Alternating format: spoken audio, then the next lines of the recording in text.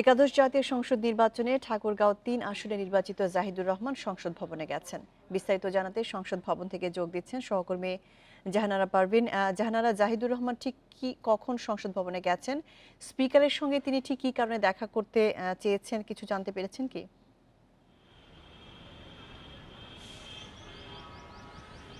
সকাল ১০টার দিকে ঠাকুরগাঁও ৩ থেকে বিএনপির নির্বাচিত এমপি তিনি সংসদ ভবনে এসেছেন। তার আগে ৮:৩০-৯টার দিকে তার সঙ্গে আমার কথা হয়েছে। আমি জানতে পেরেছিলাম তিনি আজ সংসদ ভবনে আসবেন। তো তিনি আসলে অস্বীকার করেছেন যে তিনি আসছেন না, কিন্তু তিনি এটা বলেছেন যে তিনি সহ আরও মোট ৩ জন সদস্য দলের সিদ্ধান্তের বাইরে শপথ নিতে পারেন, সে বিষয়ে তারা আলোচনা করেছেন এবং একসঙ্গে তারা শপথ নেবেন। তিনি চাঁপাইনবাবগঞ্জ ২ এবং ৩ থেকে যে নির্বাচিত হয়েছেন হারুনুর রশিদ এবং আমিনুল ইসলাম, তাদের কথাও তিনি বলেছেন। কিন্তু আজ তিনি এসেছেন ১০টার দিকে, আমরা জানতে পেরেছি, এবং এই মুহূর্তে তিনি স্পিকারের রুমে রয়েছেন, স্পিকারের জন্য অপেক্ষা করছেন। আমরা জানতে পেরেছি যে 11:30টার পরে স্পিকার সংসদ ভবনে আসবেন। কিন্তু গতকাল জাহিদুর রহমান স্পিকারের সঙ্গে দেখা করে গেছেন বলে আমরা জানতে পেরেছি এবং স্পিকারের সম্মতি নিয়ে তিনি আজকে একটি চিঠি নিয়ে এসেছেন বলে আমরা জানতে পেরেছি। যদিও আসলে এক ধরনের গোপনীয়তা রক্ষা করা হচ্ছে, যে কোনো কারণেই হোক খুব বেশি তথ্য তারা আমাদের দিচ্ছেন না, কিন্তু আমি জানতে পেরেছি গতকাল তারা স্পিকারের সঙ্গে দেখা করেছেন এবং স্পিকারের সম্মতি নিয়ে আজকে চিঠি নিয়ে এসেছেন। যতদূর জানতে পেরেছি যে জাতীয় সংসদে শপথ নেওয়ার বিষয়ে তিনি চিঠি নিয়ে এসেছেন সরাসরি, এবং এখন আজকে তিনি শপথ নেন নাকি তিনি যেটা আমাকে বলেছেন যে ২৮ তারিখে শপথ নিতে পারেন, সেটাই এখন দেখার বিষয়। আসলে পুরো বিষয়টা নিয়ে বিএনপির পক্ষ থেকে কিছু বলা হচ্ছে না, তিনিও আসলে খোলাসা করে কিছু বলছেন না, কিন্তু তিনি শেষ পর্যন্ত এসেছেন এবং যেটা আমরা ধারণা করছি বিএনপির ৩ জন নির্বাচিত এমপি শপথ নিতে পারেন। আজকে জাহিদুর রহমান নেয় কিনা, আর বিএনপির নেতাদের সঙ্গে কথা বলেছিলাম যে দলের সিদ্ধান্তের যেহেতু শপথ না নেওয়ার পক্ষে, এখন যদি শপথ নেয় একজন বা ৩ জন, তারা কি করবেন? তারা বলেছেন যে বহিষ্কারের চিঠি তারা রেডি করে রেখেছেন দলের গঠনতন্ত্র ভাঙার অপরাধে, বা তাদের সাংগঠনিক ব্যবস্থা নেওয়া হবে, তাদেরকে দল থেকে বহিষ্কার করা হবে, প্রাথমিক সদস্য পদ থেকেও বহিষ্কার করা হবে, এমন একটি প্রস্তুতি বিএনপি নিয়ে রেখেছে। কারণ বেশ কিছুদিন ধরে এমন কথা হচ্ছিল যে বিএনপির কয়েকজন সদস্য শপথ নিতে পারেন, যদিও দলীয়ভাবে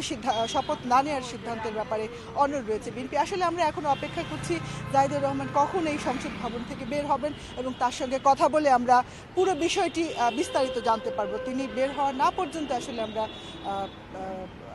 আরো পরে আমরা জানাতে পারবো। একাদশ জাতীয় সংসদ নির্বাচনে ঠাকুরগাঁও ৩ আসনে নির্বাচিত জাহিদুর রহমান সংসদ ভবনে গিয়েছেন। সবশেষ খবর পাওয়া পর্যন্ত আমরা তাও জানতে পেরেছি তিনি শপথ নিচ্ছেন বা নিয়েছেন। এই সম্পর্কে আমরা জানবো জাহানারা পারভিনের কাছ থেকে। জাহানারা পারভিন, আপনি এ সম্পর্কে কি জানেন, আমাদের জানান।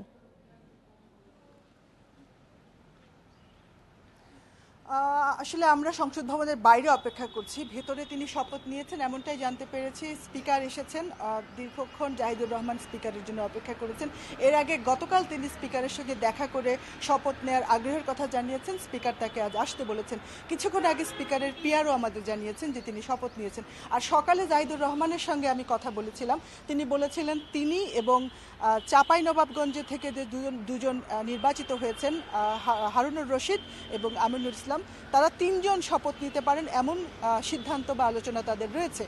তো তিনি এসেছেন 10টার দিকে সংসদ ভবনে। তিনি দীর্ঘ সময় স্পিকারের জন্য অপেক্ষা করেছেন এবং তিনি চিঠিটা সঙ্গে করে নিয়ে এসেছেন। এবং আমরা জানতে পেরেছি যে আরও একজন হারুনুর রশিদ, যে চাঁপাইনবাবগঞ্জ ৩ থেকে যে নির্বাচিত এমপি, তিনিও শপথ নিতে পারেন। সংসদ ভবনের আশেপাশের এলাকায় একজন সাংসদ রয়েছেন।